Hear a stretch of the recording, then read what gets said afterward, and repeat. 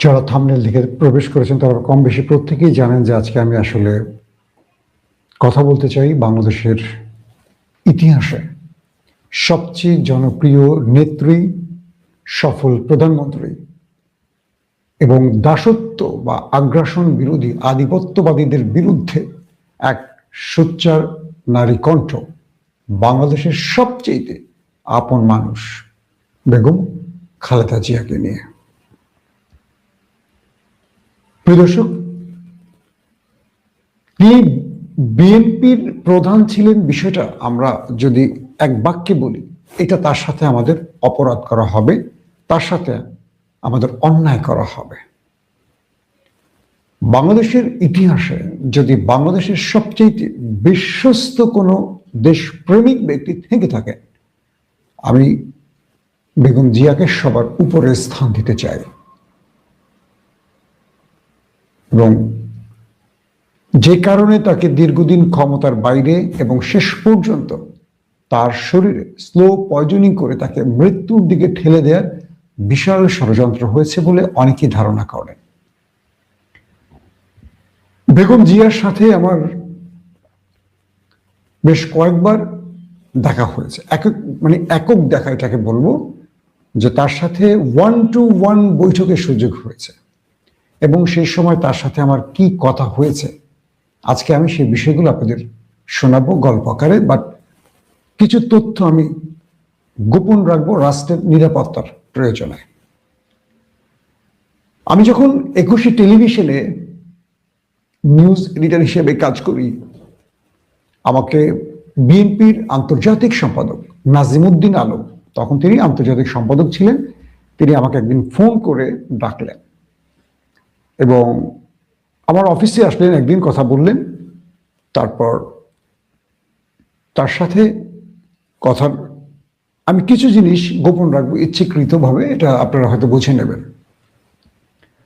তো তিনি আমাকে বললেন যে এই কাজগুলোর একটা লিস্ট ধরিয়ে বললেন যে নেত্রী আমাদের ম্যাডাম এই বিষয়গুলোর তথ্য উপাত্ত চেয়েছেন।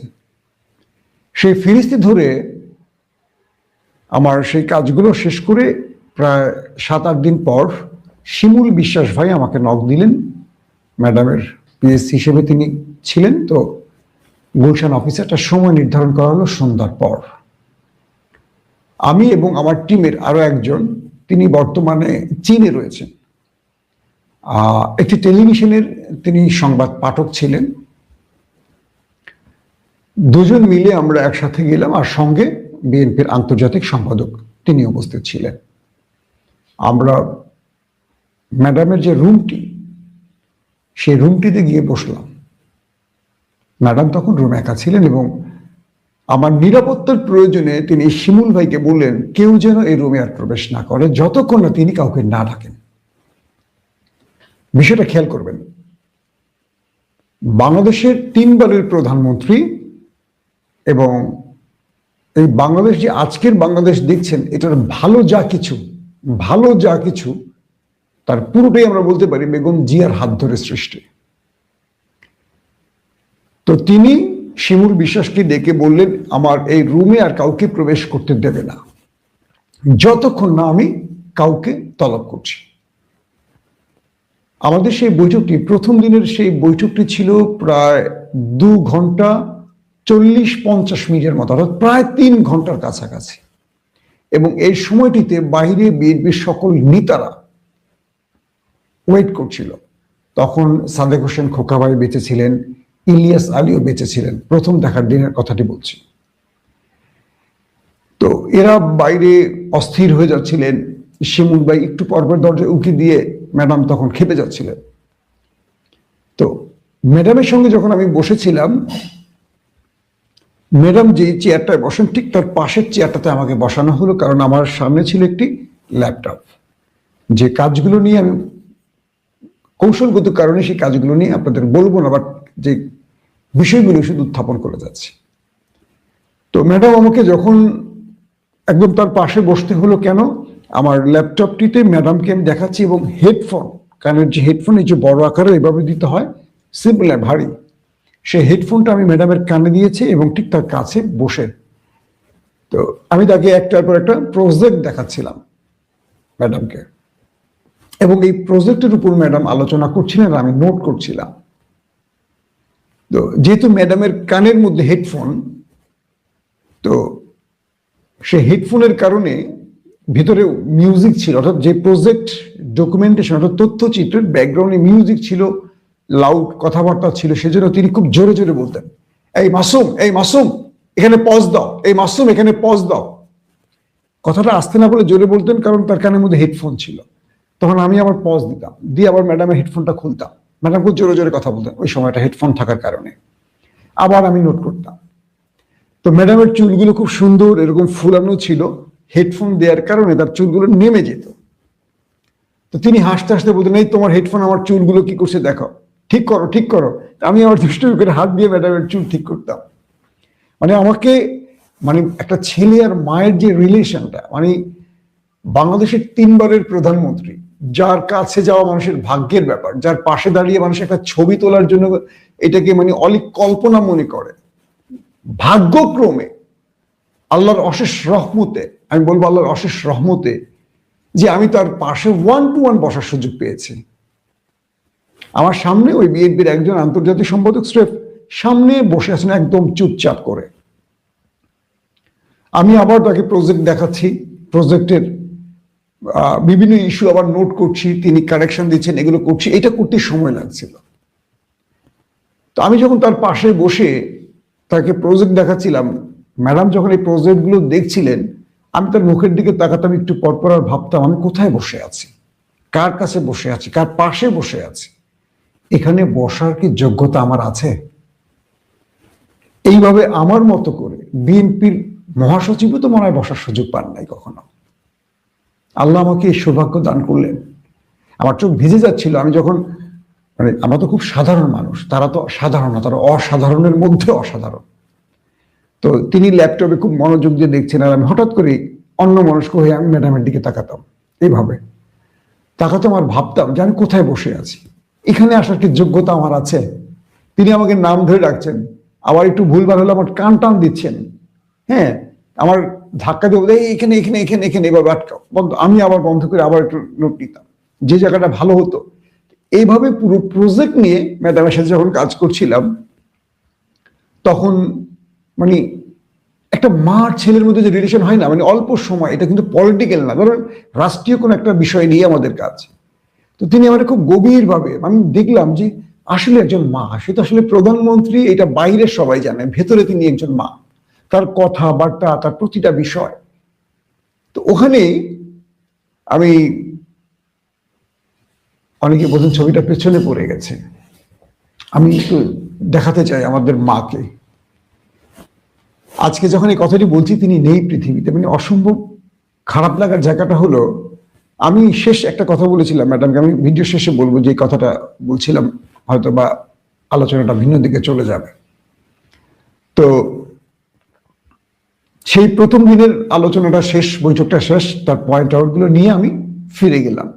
ম্যাডাম আমাকে আবার সময় দিলেন, তারপরে আমার ফুল টিম নিয়ে আমি আবার কাজ করি। টেলিভিশনে তখন আমি চাকরি করি, পাশাপাশি ম্যাডামের নির্দেশনায় আমি কিছু কাজ করতাম। তিনি একদম স্পেসিফিক এই কাজগুলো আমাকে দিয়ে করাতেন বিশ্বস্ত হিসেবে। তারপরে শিডিউল হলো, সেই প্রজেক্টে আমরা আবার কাজগুলো নিয়ে গেলাম।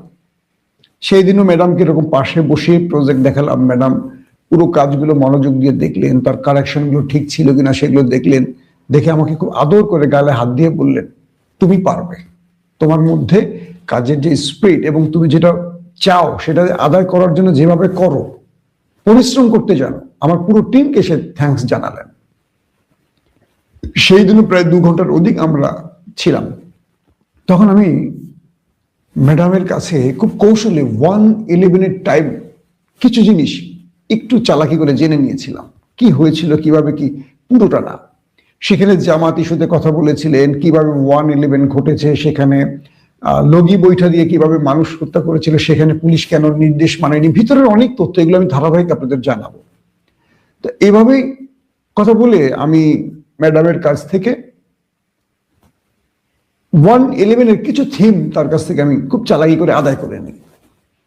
এরপর আমি বাসায় ফিরে আমি স্ক্রিপ্ট লেখা শুরু করি, দুঃস্বপ্নের একটি বাক্স নাটকের 21 টেলিভিশনে এই নাটকটি প্রচার হয়েছিল ঈদে, এবং এই নাটকটির জন্য মামলা টামলা অনেক কিছু ঘটে যায়। এটা ছিল 111-এ জিয়া পরিবারের উপর মঈনুদ্দিন ফখরুদ্দিনদের যে ভয়ঙ্কর ষড়যন্ত্র হয়, সেই ভয়ঙ্কর ষড়যন্ত্রের একটি বাস্তব গল্প নিয়ে। তো এই নাটকটি লেখা শেষ করে আমি 21 টেলিভিশনের চেয়ারম্যান আব্দুল সালামকে বললাম, স্যার আমি ঈদে এই নাটকটা করতে চাই। তখন প্রতি ঈদে আমার 2-3টা নাটক যেত বিভিন্ন টেলিভিশনে। এটা আমি নির্মাতা হিসেবে না, আমার শখে সাংবাদিকতার পাশাপাশি আমি নাটক মেক করতাম, গান লিখতাম। তো পরবর্তী যেটা হলো, স্যার আমার স্ক্রিপ্ট তো পড়লেন না, আমাকে শুধু মৌখিক বলে তুমি আমাকে থিমটা বলো যে আসলে কি নিয়ে। আমি তাকে বোঝানোর পরে বলো এক্সিলেন্ট, করো তুমি, চমৎকার করে বানাও। কিন্তু রাজনৈতিক পরিবারের গল্প কেউ রাজি হচ্ছিল না নাটকে অভিনয় করার জন্য, যেহেতু এটা রাজনৈতিক আওয়ামী লীগ ক্ষমতায়। এখন তো বিএনপির আশেপাশে প্রচুর বিএনপি প্রেমীরা জমে গেছে। তো আবুল হায়াতের ছোট মেয়ে জামাই শাহেদ শরীফ খান আর অভিনেত্রী নওশিন, এই দুজনকে অনেক কষ্টে ম্যানেজ করলাম। সিনিয়র বাকি কোনো আর্টিস্ট রাজি হচ্ছে না তারেক রহমান বা জুবাইদা রহমানের চরিত্রে অভিনয় করতে, যেহেতু আওয়ামী লীগ ক্ষমতায়। কেউ তো এখন দেখবেন সবাই বিএনপি, তখন সব ছিল আওয়ামী লীগ। জাইমার চরিত্রে পাচ্ছি না, খুঁজতে খুঁজতে খুঁজতে আমার অ্যাসিস্ট্যান্ট আমাকে অনেক ওই বয়সী মেয়েদের ছবি এনে দিল, কারোর মধ্যে আমি জাইমাকে খুঁজে পাচ্ছি না। অনেক পরিশ্রম করলাম, বিভিন্ন জায়গায় বিভিন্ন থিয়েটারে গিয়ে আমি এই বয়সী মেয়ে খুঁজতে খুঁজতে অবশেষ পাইনি। শেষ পর্যন্ত আমার চিফ অ্যাসিস্ট্যান্ট আমাকে একজন নির্মাতার মেয়ে, এখন টেলিভিশনে সে মোটামুটি অনেক ভালো নাটক করছে, ধারাবাহিক করছে, টেলিভিশন এখন সে বিজি, সেই মেয়েটা বড় হয়ে গেছে, নায়িকার চরিত্র অভিনয় করে। আমি নাটকের কিছু অংশ আপনাদের দেখাবো আজকে স্ক্রিনে, আমি আপনাদের দেখাবো সেই নাটকের অংশ যেটার গল্প বলছি। তো এই নাটকটা আমি বানাই। তো সেই মেয়েটাকে অবশেষে এক নির্মাতারই মেয়ে, এসে আমার চিফ অ্যাসিস্ট্যান্ট তাকে ম্যানেজ করে এনে দেয়, এবং তার বাবা আমার সাথে এসে কথা বলে আমি পুরো থিমটা বুঝে, সেও মানে জিয়া সাংস্কৃতিক সংসদেরই একজন, জাসাসের একজন ব্যক্তি, সে পরিচালক, থ্যাঙ্কস তাকে। তো তার মেয়েটাকে নিয়ে আমার এই গল্প, এই জার্নিটা শুরু করি। যেদিন আমার শুটিং, কি কারণে নায়িকা নওশিন আর স্পটে আসে না, সব এসে বসে আছে। আর বাসাটা যেহেতু আমার লন্ডনের গল্প আর বাংলাদেশের গল্প, অর্থাৎ খালেদা জিয়ার বাড়ি আর দেখাতে হবে তারেক রহমান যেহেতু লন্ডনে, দুটো জায়গার গল্প। তো লন্ডনের শুটিংটা শাকিব খানের একটি পুবাইল, ওখানে বাড়ি আছে, এটা আমাদের আব্দুল আওয়াল মিন্টুর বাড়ি ছিল, পরবর্তী শাকিব খান কিনছে, অভিনেতা শাকিব খান। তো এই বাড়িটা আমি শাকিবকে ফোন দিয়া রিকোয়েস্ট করে নিয়েছিলাম। এই বাড়িটা অন্য একটা ফিল্মের শুটিং ছিল আমার গল্পের, এবং ঈদে যাবে নাটকটা। তো আমি শাকিবকে ফোন দিয়ে বললাম, শাকিবের সাথে পূর্ব থেকে আমার ভালো রিলেশন ছিল, একটা সময় বিনোদন ভিত্তিক করতাম হিসেবে। তো শাকিবকে বললাম, বন্ধু আমার বাড়িটা খুব সিরিয়াসলি লাগবে, এটা ঈদের নাটক, তুমি ফিল্মের শুটিং একদিন হলো পিছিয়ে দাও, মানে অন্য একটা ফিল্মের। তো শাকিব খান আমার অনুরোধটা রাখলো। রাখার পর আমি একদিন শুধু লন্ডনের দৃশ্যটা আমি ওই বাড়িতে করব, আর বেগম জিয়ার বাড়িটা উত্তরার কোনো একটা পয়েন্টে করব। যাক, একটু সেই নাটকের দৃশ্য দেখে বাকি গল্পে আসি, কারণ এখানে আমাদের নেত্রীর অনেকগুলো গল্প আপনাদের শোনাতে চাই আজকে আমি।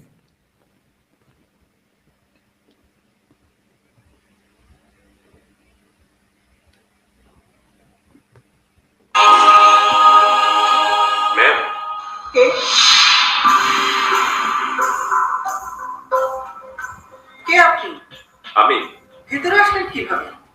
সরি ম্যাম, সরকারের নির্দেশে আসতেই হলো। মানে বোধহয় আপনি জানেন, আর না জানলে একটু পরে জানেন। আপনি কি বলতে চেয়েছেন? ম্যাম, আপনি হেরে গেছেন। হেরে গেছি নাকি আমাকে হারানো হয়েছে? সবটাই আপনি জানেন, আর আমার মনে হয় আপনাকে নতুন করে আর বলার কিছু নেই। এখন আমাকে কি করতে হবে? আমরা বাড়িটা দখল নেব, আর অনুগ্রহ করে 7 দিনের মধ্যে বাড়িটা ছেড়ে দেব। বাড়িটাও আপনারা নেবেন? ক্ষমা করবেন, কিছুই করার নেই, সবকিছুই আপনার প্রতিক্রিয়া। আমরা নির্দেশ পালন করছি, এই নির্দেশ লাগবে না, ওটা আপনার কাছেই রেখে দিন। ছোট মুখে একটা বড় কথা বলি ম্যাম, যে মসনদের পাশে মির্জাফররা স্থান পায়, সেই মসনদে সিরাজউদ্দৌলা অপমানিত হয়। ম্যাম, পলাশী ইতিহাস হয়তো ভুলে যাননি।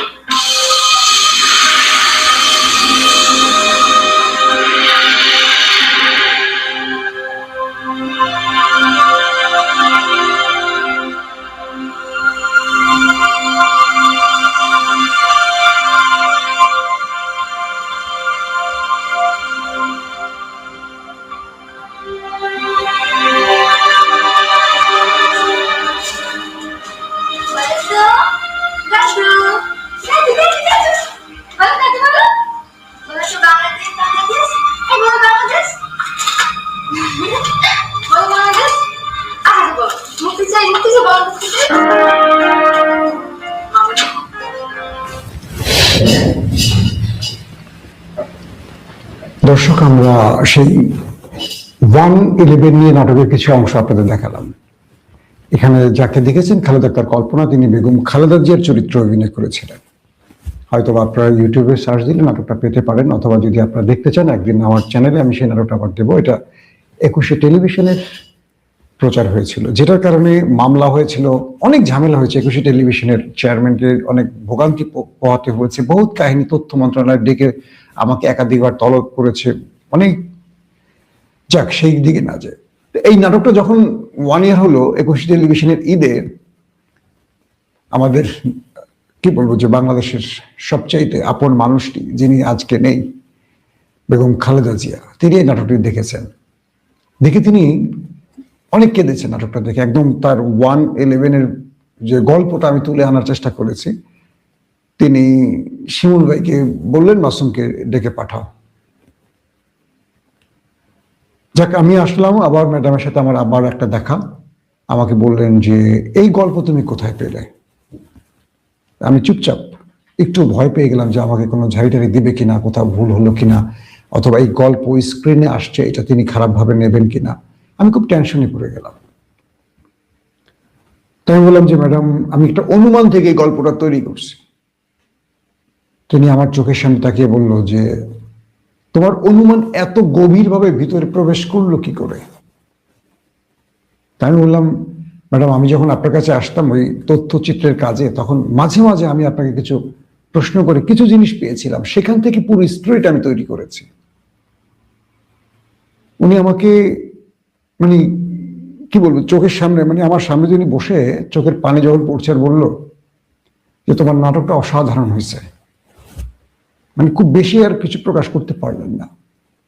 লন্ডন থেকে মিডিয়া সেল থেকে আমাকে একজন বললেন, এই নাটকটা জুবাইদা আপাও দেখেছেন, জাইমাও দেখেছেন, তারাও কেঁদেছেন। সেই নাটকটার কথা বললাম। তৃতীয় দেখা, লাস্ট বেগম জিয়ার সাথে আমার যখন লাস্ট দেখাটা হয়, মানে 1 to 1, এছাড়া তো আরো অনেকবার হয়েছে আন্দোলন সংগ্রামে, তখন তার সাথে একটা লম্বা সময় কাজ করতে করতে একটা সময় তিনি আমাকে বললেন যে তুমি খুব সাবধানে থাকবা, তুমি এখানে আসো, লং টাইম থাকো, এটা আমার দলের মধ্যেও কেউ তোমার বিষয়টা যেন না জানে, তুমি কেন আসো, তোমাকে আমি কেন ডেকে আনি, আমার কাছে তোমার কি কাজ, এটা যেন আমার দলেরও কেউ না জানে। তোমাকে বাইরে গেলে কেউ প্রশ্ন করলে তুমি এড়িয়ে যাবে, আর তুমি খুব সাবধানে থাকবা। মানে তোমার নিরাপত্তার, মানে আমার নিরাপত্তার জন্য উনি খুব সতর্কভাবে আমাকে বোঝালেন। তখন তো জানেন গুম খুন ক্রসফায়ার শুরুটা হচ্ছে ওই সময়টা। সত্যিকার অর্থে এরপর থেকে আমাকে খুব ঝামেলা করতো, আমাদের এজেন্সি পথে ঘাটে বিভিন্নভাবে ঝামেলা করতো। একটা পর্যায়ে দেশ ছাড়তে তো হলো, শেষ পর্যন্ত দেশ ছেড়ে চলে গেছি। বেগম জিয়ার কাছাকাছি গিয়ে আমি যে বিষয়গুলো দেখেছি, বুঝেছি, কিছু বিষয় একটু বিশ্লেষণ আকারে তুলে আনা উচিত ছিল।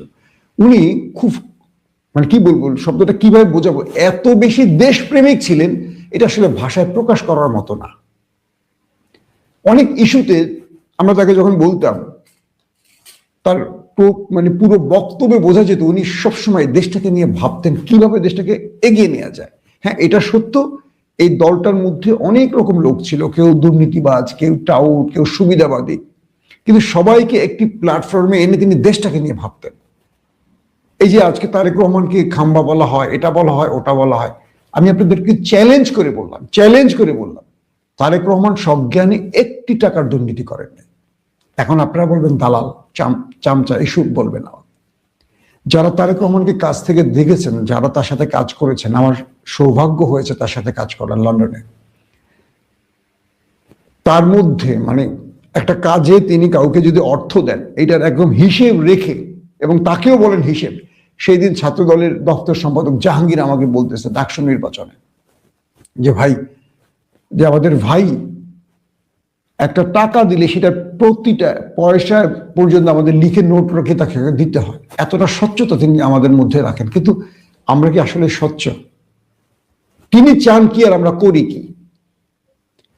তো তারেক রহমানকে নিয়ে বাংলাদেশের গণমাধ্যম, বিশেষ করে প্রথম আলো, ডেইলি স্টার যে গল্প কাহিনীগুলো তৈরি করেছে, এই গল্প কাহিনীগুলো তাকে আজ জাতির কাছে একটা অসৎ লোক হিসেবে প্রমাণ করেছে।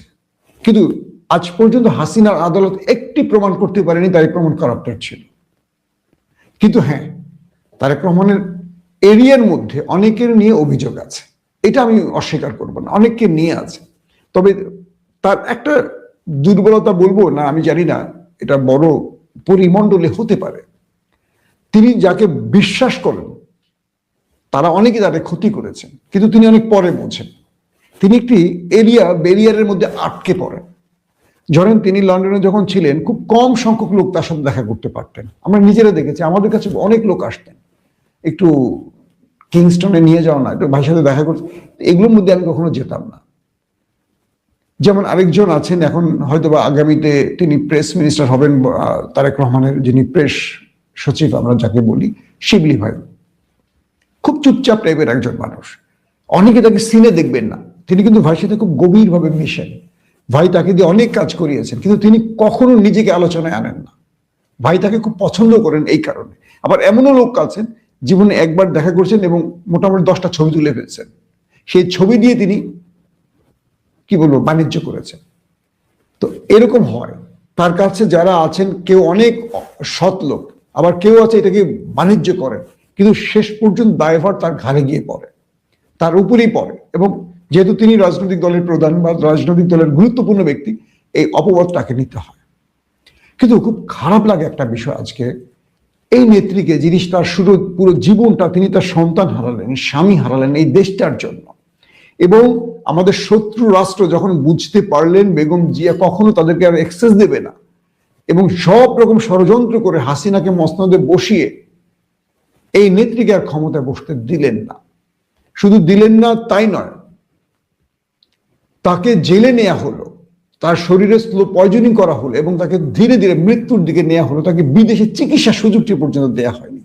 যিনি বাংলাদেশটাকে আজকে দাঁড় করিয়েছেন, মাথা উঁচু করতে, মানে মাথা উঁচু করে দাঁড় করিয়েছেন, এই স্বনির্ভর বাংলার আজকের যিনি কিংবদন্তি, তাকে নিয়ে কথা বলছি।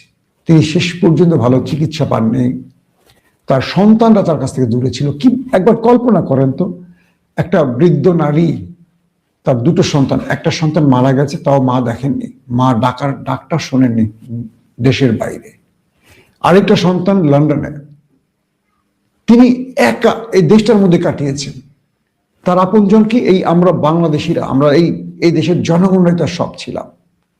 আমার সবচেয়ে আফসোস লাগে, আমার জীবনে একটা ছোট্ট শখ ছিল, হান্নান সাহেব বিএনপির যিনি একজন সিনিয়র নেতা ছিলেন, একদিন তার বাসায় গিয়ে চায়ের টেবিলে বসলাম। হান্নান সাহেব বলতেছে যে মাসুম, আমার জীবনে একটা শখ কি জানো, আমি ম্যাডামকে আরেকবার প্রধানমন্ত্রী চেয়ারে দেখতে চাই। মানে এই স্বপ্নটা আমারও ছিল যে আমি হাসিনার বিদায়ের পর খালেদা জি একদিনের জন্য হলো প্রধানমন্ত্রী চেয়ারটায় বসবেন, তারও সেই চেহারা আমার দেখার খুব শখ ছিল। কিন্তু দেখেন, এমন একটা সময় তিনি বিদায় নিয়েছেন, এটা আসলে মানতে পারছি না। রক্তাক্ত হচ্ছে হৃদয়ের ভেতরটা, বোঝাতে পারছি না। যে সময়টা তাকে খুব বেশি প্রয়োজন ছিল, সেই সময়টা তিনি আমাদের মাঝে নেই, এটা এটা বোঝাতে পারছি না। আমি নেত্রীকে নিয়ে আমাদের আরো কিছু গল্প আপনাদের বলবো, আজকে একটা সাইডে চলে গেল গল্পটা, হয়তো ধারাবাহিক একটু গুছিয়ে বলার প্রয়োজন ছিল। খালেদা জিয়াকে আমি আমার নিজের কাছ থেকে যেটা দেখেছি, বাংলাদেশে আগামী 100 না 200 না 500 বছরও আরেকজন খালেদা জিয়া জন্ম নেবে কিনা জানি না, যিনি এই দেশটাকে, আজকে যে বাংলাদেশটা আপনারা পেয়েছেন, একটা স্বাধীন বাংলাদেশ, এই দেশটাকে তিনি তার এই নেতৃত্বের মাধ্যমে ধরে রেখেছেন। কারণ বর্গীরা এই দেশটাকে, দখলদাররা এই দেশটাকে বারবার দখলের চেষ্টা করেছিলেন, কিন্তু খালেদা জিয়া সেই স্বপ্ন পূরণ হতে দেননি। তিনি যখন বিরোধী চেয়ারেও গত 16 বছর 15 বছর, তখনও তিনি টাফ টাইম দিয়েছিলেন সেই দেশটিকে এবং হাসিনাকে। তিনি আপোষহীন ছিলেন, কারো কাছে মাথা নত করেননি, কারো কাছে না। এইরকম মানুষ পাবেন যিনি নিজের সন্তানদের কোরবানি দিয়েছেন, দেশ ছাড়েননি। তার বিপরীতে যিনি ছিলেন, তিনি বারবার দেশ ছেড়ে পালিয়েছেন। খালেদা জিয়া এমন একজন ব্যক্তি, প্রতিটা দলের কাছে তিনি প্রিয়। প্রতিটি দল, আজকে দেখেন সোশ্যাল মিডিয়াতে প্রতিটি মানুষ তাকে নিয়ে কথা বলছে, সব শ্রেণীর মানুষ, সব পেশার মানুষ। এই বাংলাদেশকে ঐক্যবদ্ধ করতে যদি কেউ পারে, সে একজনই ব্যক্তি, বেগম খালেদা জিয়া, আর কেউ পারবে না। এটা আর কোনো দলের পক্ষেও সম্ভব না। প্রতিটি মানুষ তাকে মানেন, প্রতিটি মানুষ তাকে অভিভাবক মানতেন। তার জায়গাটা এমন এক জায়গায় পৌঁছে গেছে, তিনি বিএনপির না, তিনি বাংলাদেশের অ্যাসেট ছিলেন, সম্পদ ছিলেন। অনেকে মনে করেন তিনি বিএনপির চেয়ারপারসন, না, তিনি বাংলাদেশের সম্পদ, তিনি বাংলাদেশের অভিভাবক ছিলেন। যে যেই দলই করেন না কেন এই দেশ তার কাছে নিরাপদ ছিল। সবচেয়ে দুঃখের বিষয়, তিনি আজ আমাদের মাঝে নেই। কাল হয়তো স্বামীর কবরের পাশে তাকে সমাহিত করা হবে, আর কখনো তাকে দেখা হবে না, আর কখনো তাকে হয়তো আমাদের মাঝে আমরা আর কখনো পাবো না। এই দেশটার আগামী নেতৃত্বে তাকে আর খুঁজে পাবো না। কিন্তু তিনি যে কথাগুলো বলে গেছেন, বক্তব্যে দেশ নিয়ে যে পরিকল্পনা প্রকাশ করেছেন, আমরা বিশ্বাস করি আগামী দিন বিএনপি তার সেই পরিকল্পনার পথ ধরে এগোবে। যে দেশকে ঐক্যবদ্ধ করতে পেরেছেন, 20 দলীয় জোটকে এদিক ওদিক হতে দেননি এক খালেদা জিয়া, আজকে দেখেন সেই বিএনপির অবস্থা কি। নেতৃত্ব এমন একটি বিষয় সবার কাছে আসে না। কাজী নজরুল ইসলাম একজনই এসছেন, বিশ্ববিদ্যালয়ে পড়েননি, খুব বড় বড় বিদ্যালয়ে যাননি, কিন্তু তার কবিতা গল্প বিশ্ববিদ্যালয়ে পড়ানো হয়। তেমনি খালেদা জিয়া এমন একজন ব্যক্তি ছিলেন, স্বয়ং আল্লাহ তাকে বাংলাদেশের ভাগ্য পরিবর্তনে হয়তো পাঠিয়েছিলেন। তিনি একজনই আসবেন, হয়তো ক্যামব্রিজ, অক্সফোর্ড, হার্ভার্ডে তিনি পড়েননি, কিন্তু বাংলাদেশের জন্য আল্লাহ এই নারীকেই পাঠিয়েছিলেন যিনি এই দুর্ভাগা জাতিকে উদ্ধার করবেন। আজকে তিনি আমাদের মাঝে নেই। আমরা তার রুহের মাগফিরাত কামনা করি, প্রত্যেকে তার জন্য দোয়া করবেন। আমরা চাই এই দেশ আবারও সৎ লোকের হাতে যাবে এবং দেশপ্রেমিকদের হাতে যাবে, যারা এই দেশকে আগামীতে একটা সমৃদ্ধ সুন্দর বাংলাদেশ হিসেবে আমাদের উপহার দিতে পারবেন। প্রত্যেকে ভালো থাকবেন। আল্লাহ হাফেজ।